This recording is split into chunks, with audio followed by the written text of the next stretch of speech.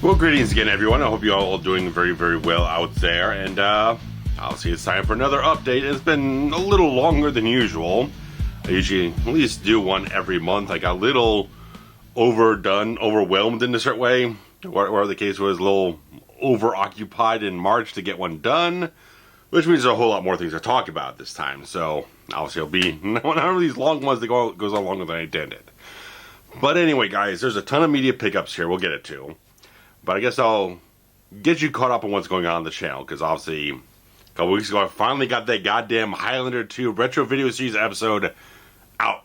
I was so glad to finally get finished, completed, put it out there.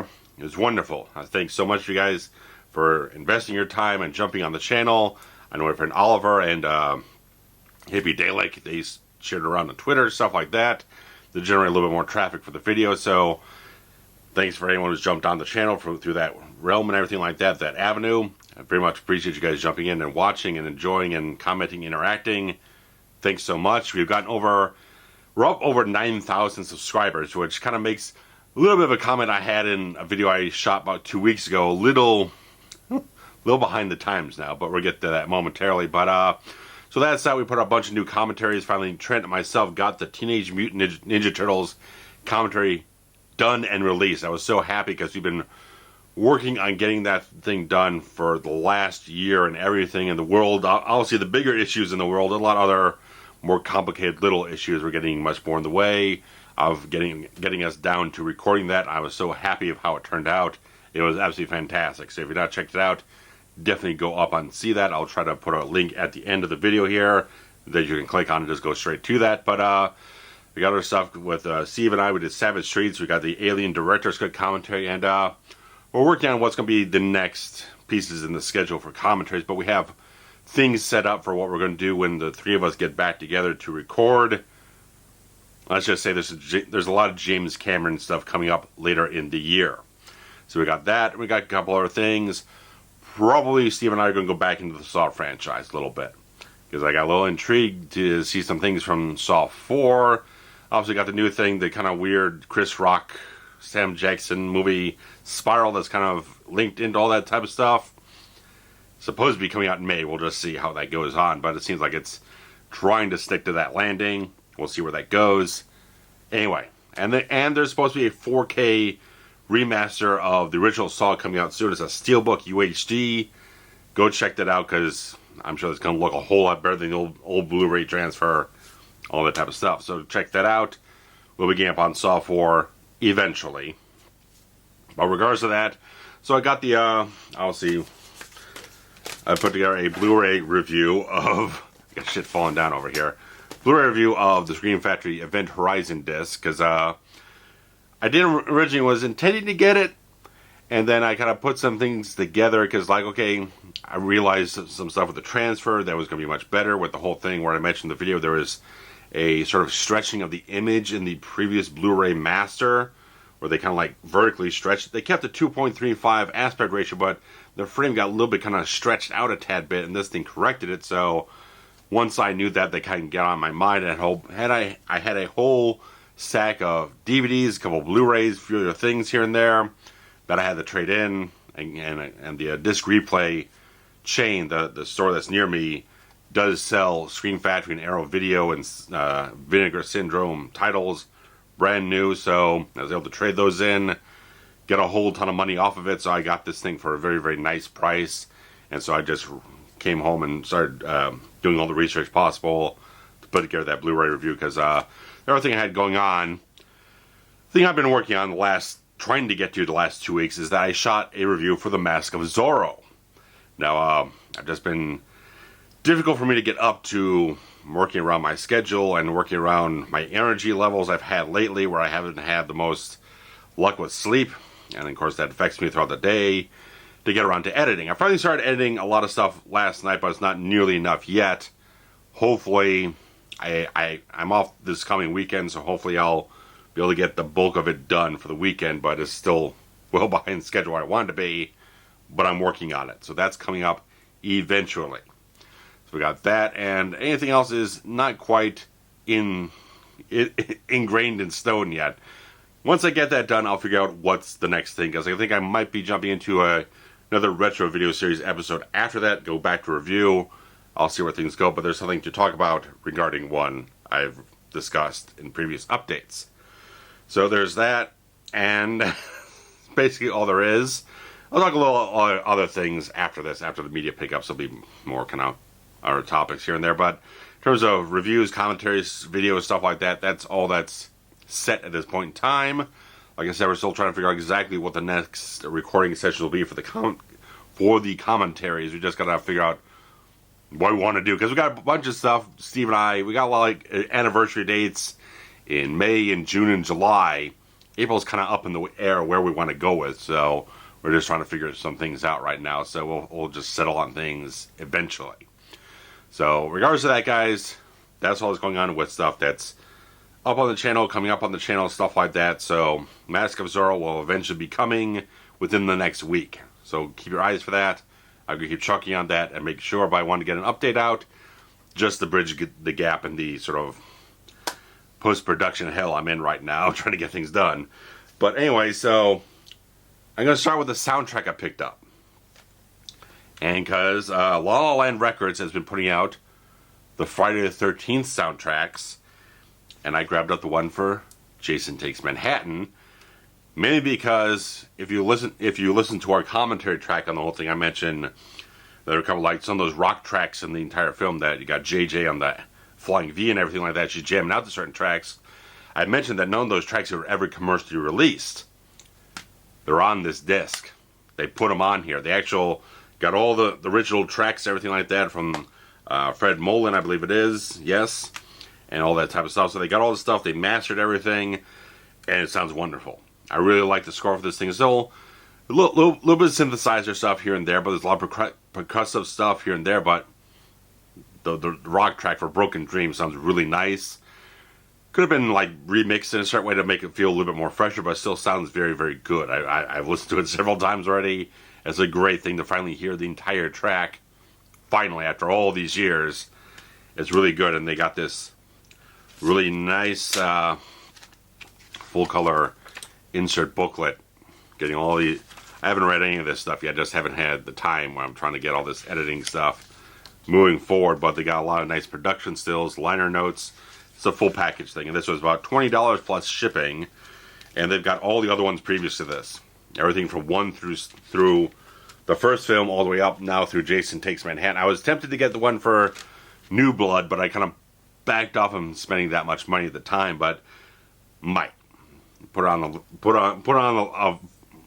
a wish list of sorts, you know, put that on a later on list to grab something. But this is really good quality. Yeah, La La Land Records does really solid work putting out these new masters, these sort of extended versions or just unreleased stuff. But it's just really good quality, really good stuff. Limited edition to 2,000 copies, so definitely look it out if you're interested. If you're a collector for the soundtracks for Friday or horror soundtracks in general, definitely look out, because they do have a lot of the earlier ones on sale now. So if you want to grab those up much cheaper, now's the time to look for it. So I definitely recommend this. It's a really nice piece of work, and it's a good list and all that type of stuff.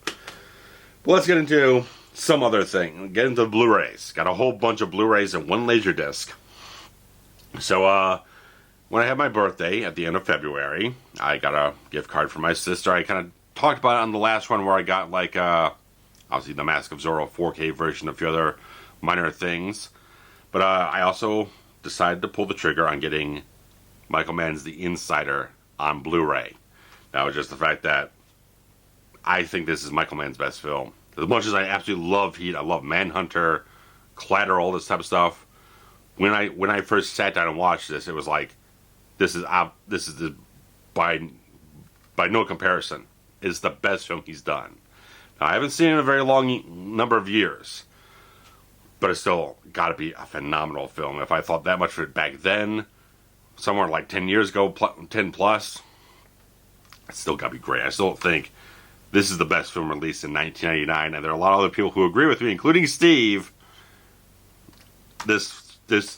Just the fact that the first time Michael Mann really gets nominated for like Best Director, Best Picture, all these different things, the film won nothing.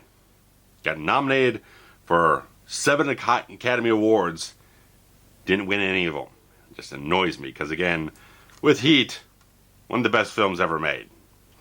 You cannot convince me otherwise. It is one of the best films ever made.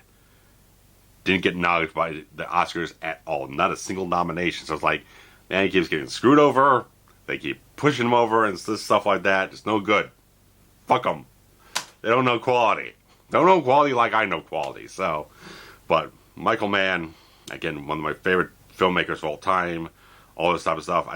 I kept holding on and getting Insider because it needs like a Criterion edition. It needs a Criterion treatment. It really needs the whole, not that the transfer is bad or anything like that. They did a fairly nice transfer of the whole thing, but it needs the full boat. It needs the full boat type of thing. It needs the full commentary track, behind the scenes information. It's really thin, and what they have on this is all stuff poured over from the old DVD from 20 years ago. There's not much on here in terms of bonus features. A few minor interviews, and that's basically it. So this thing really needs a full-blown thing. Just give me Michael Mann commentary, because he does commentaries for every one of his films. All you have to do is ask. He'll just show up and talk about it for two and a half hours. He has no problem carrying the commentary. He's one of the best guys to sit down and listen to his commentaries, because he's so engrossing to listen to what his methods, his insights, all these different things about it. It really needs that. But I decided, okay, I have a gift card. I might as well just go for it.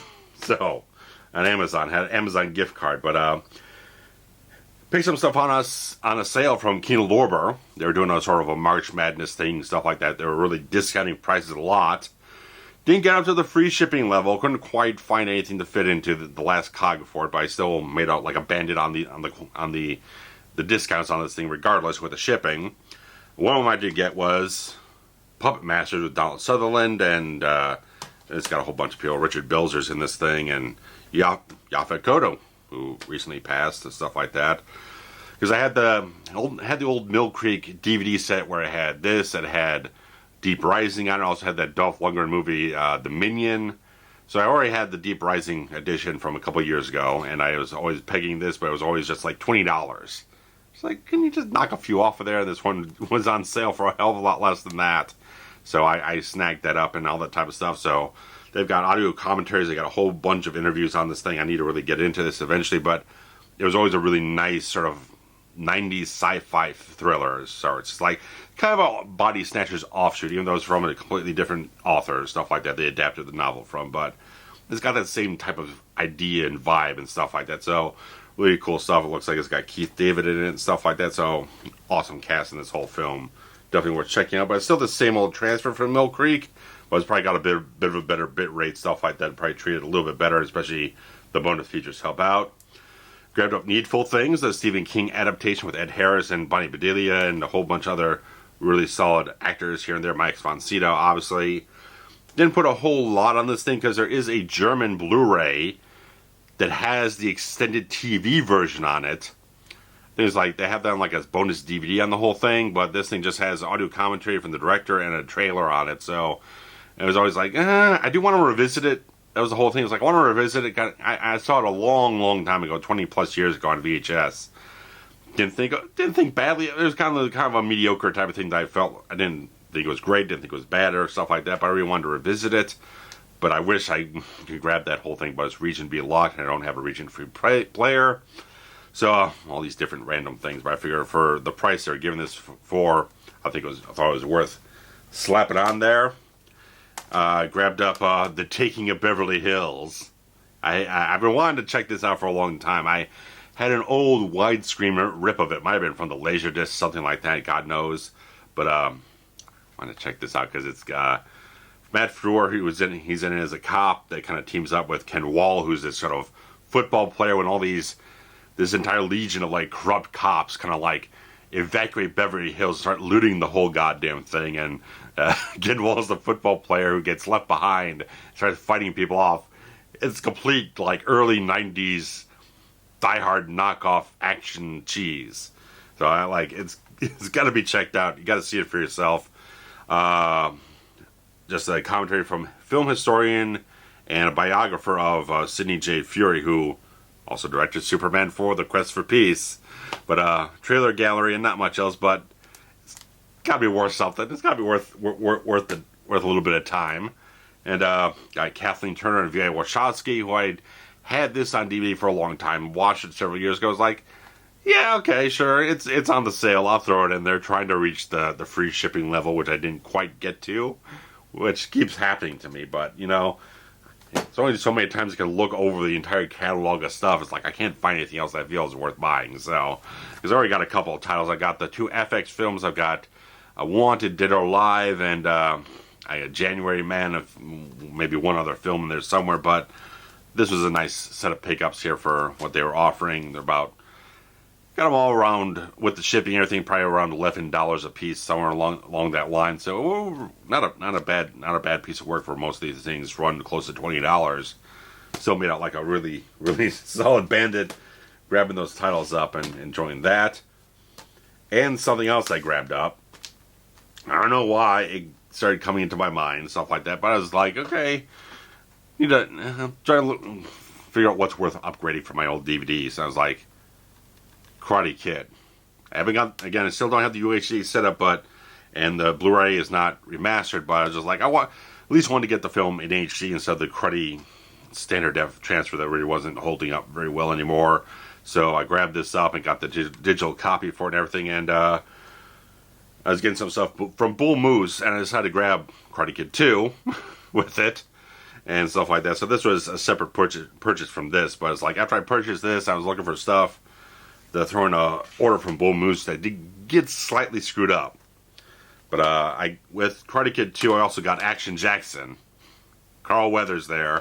So it was one of those things, like I watched Action Jackson several years ago. It didn't really spark off as much with me, but it's worth checking out again. And they had this on sale for around $16, and probably a little less than that here or there. It was a little bit more on sale than usual or whatnot. So it was a Warner Archive title, so I decided, hey, why the hell not grab that too?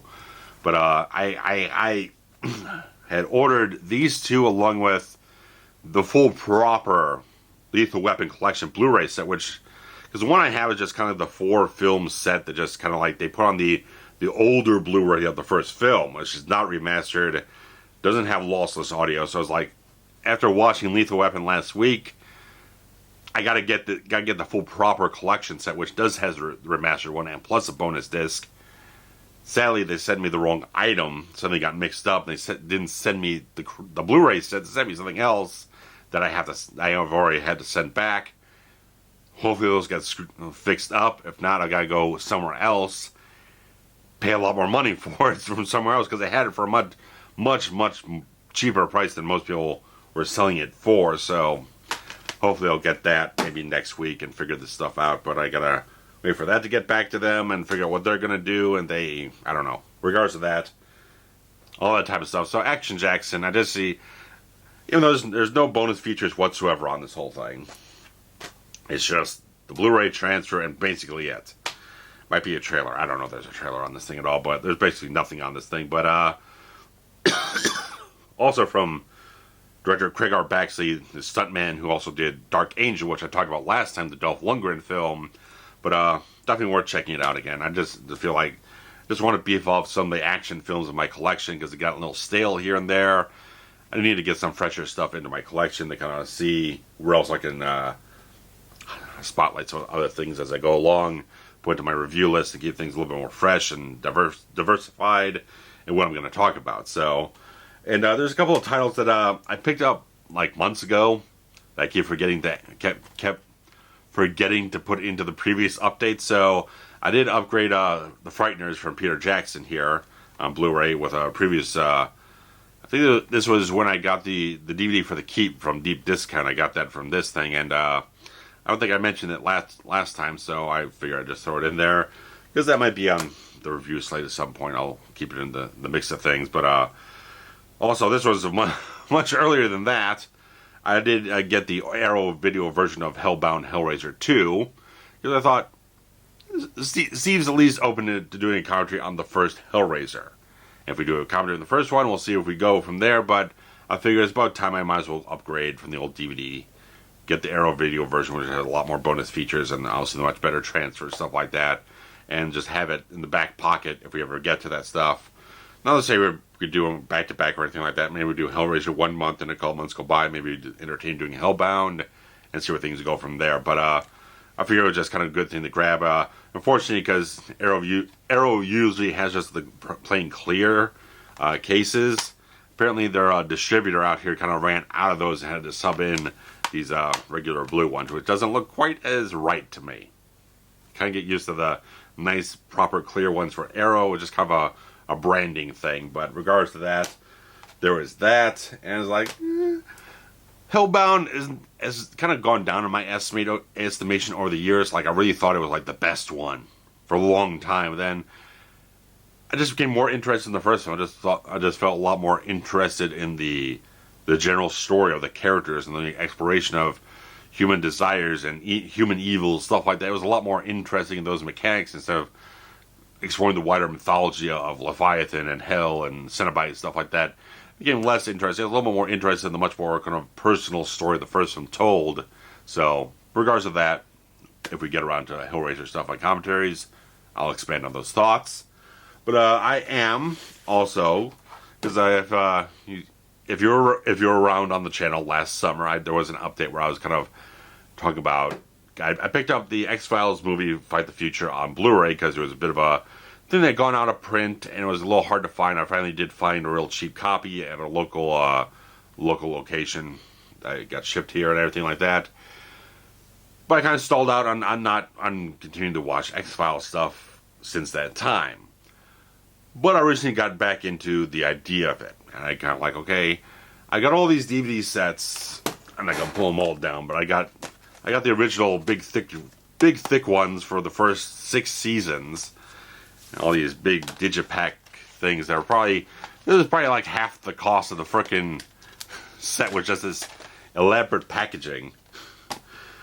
But these old DVDs don't hold up quite so well anymore because the compression, since they're bringing so many episodes per disc, again, kind of compress them down to a certain degree, and they just don't hold up terribly well anymore. It's like when I was watching them last summer, like, the quality's not that great. If I was ever going to use this as source stuff for a review, I don't know how well I'd feel about the quality of it and all that type of stuff. So last week I got on a bit of a kick and decided to start upgrading it to Blu-ray. So I found locally seasons 4, 7, and 9, because I only had up to season 7, because 8 and 9 are the ones where you got Robert Patrick coming in, stuff like that, and they kind of shifted things around, where a friend of mine kind of says it probably would have, those last 2 seasons would have gone over a little bit better if they did more of a spin-off instead of like supplanting things that make it still the X-Files.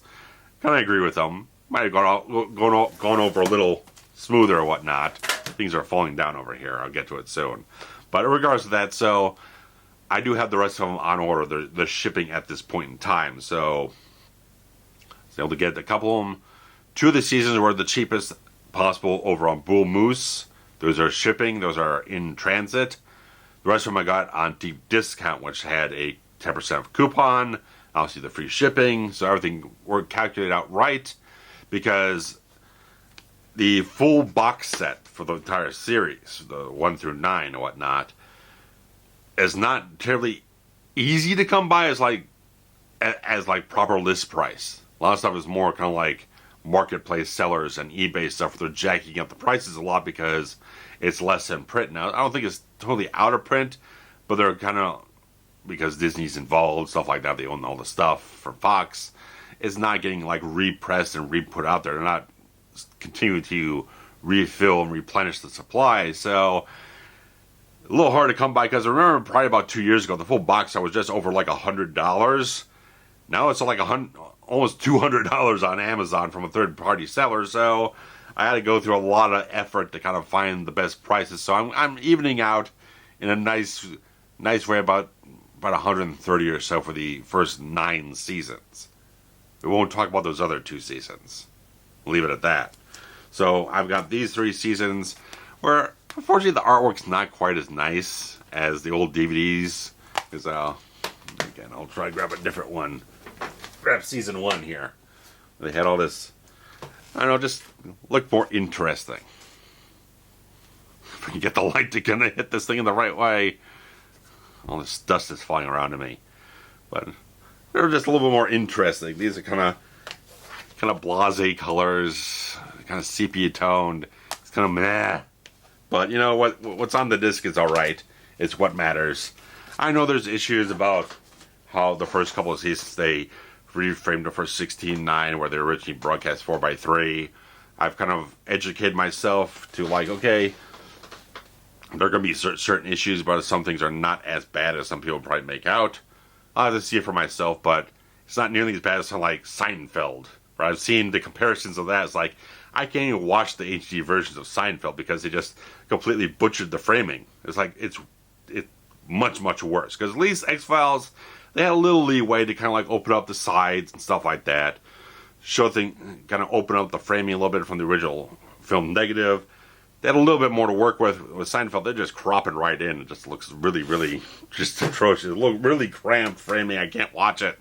Can't do it. So X-Files stuff is going to be stirring up in due time. I'm not saying it's like the next thing I'll work on. I got to get caught up, do some research, because I also ordered a book. An odd thing that I ordered a book for research on a film. But the fact that the VHS collector set for X-Files Fright the Future movie had this sort of making of booklet in it, along with some other accoutrements, stuff like that, but it's like $40 on eBay. I felt like it's more than necessary to get the collector's edition thing. Or the book for about $6 or whatnot off of eBay, and that's going to have just a little extra something in there. There's a whole bunch of featurettes, stuff like that on the Blu-ray. I felt like this would be a nice type of thing because they put it right at the same time the film came out on home video. It'd have a nice certain perspective on it. I think it would be interesting to go into that and kind of learn a little bit more from it. So get a little bit of so I can't just type up on Google or whatnot and trying to find the information. It'd be nice to have a little bit of a different source to go into and kind of explore things as I go through certain episodes of the series, catch up on the mythology stuff because that's what feeds into the story of the film. So the Monster of the Week stuff, which is typically much more satisfying stuff. I at least have to get a sense of where the mythology stuff lands. No, I'm not jumbling ideas and thoughts and continuity up in my head. So I got to at least get on a certain track to know what leads up to the events of the movie. So that's going to take a lot of time. So I'll kind of sprinkle that in between things. So when I get up to the point where I feel like I'm good to go with that. So a month or two or something like that. We'll see where that lands. But I got to get up on that. Last media pickup. Because I talked about the Blu-ray I grabbed for this last time. Now I have the Laserdisc of the extended version of Ransom. I grabbed this up on eBay from a very trusted seller. Someone I had bought from before, which I didn't buy a Laserdisc. I bought a couple of these mini posters that got all around the room. But they're also selling this, so I decided, hell, why not? So got this up for a pretty nice price and stuff like that. So, excuse me. But it's got an additional 18 minutes worth of footage. So make sure my focus goes back on me and stuff like that. But extra 18 minutes of footage that's not released on any other format, period. If you don't have this Laserdisc, you have not seen this version of the film. So this might be the next retro video series thing I do. Well, it be this or something else. Just depends on if I want to do another thing that has like a rare extended alternate version, or if I want to do something that's a little bit more kind of like just a rare film defined type of thing, like The Keep or some other little things here and there. I got a list. But regardless, that's up there. I have not watched the film yet because I'm busy with Mask of Zorro stuff and other little things. So grabbed it up, got a nice plastic sleeve on it, stuff like that. And I think this is, yeah, it's got two discs on this thing. I got at least 3 sides on this thing. So old Touchstone Pictures release, which is obviously a Disney property and stuff like that. So here, there, and everywhere. And I'll leave the sleeve for later. But regardless of that, it's been a fairly long update. Not longer than usual. But there's all that type of stuff. And so, clear my head, stuff like that. But I'm definitely looking to get some other stuff later on down the line. They got this new Sony is putting out a 4K version of Last Action Hero, which has a whole bunch of new bonus features, including a John McTiernan commentary and deleted scenes and an alternate ending. So that's on my wish list. And a few other little things here and there. So there's things I have on the horizon.